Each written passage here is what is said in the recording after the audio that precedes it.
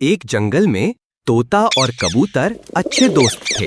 तोता हंसमुख और चंचल था, जबकि कबूतर शांत और समझदार। दोनों साथ उड़ते, खाते और खेलते। एक दिन जंगल में शिकारी आया और जाल बिछाया।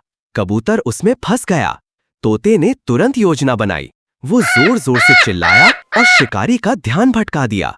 जैसे ही शिकारी जाल से दूर गया, तोते ने अपने चोंच से जाल काटा और कबूतर को आजाद किया।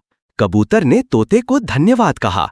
उस दिन से उनकी दोस्ती और भी गहरी हो गई। ये कहानी सिखाती है कि सच्ची दोस्ती मुश्किल समय में काम आती है।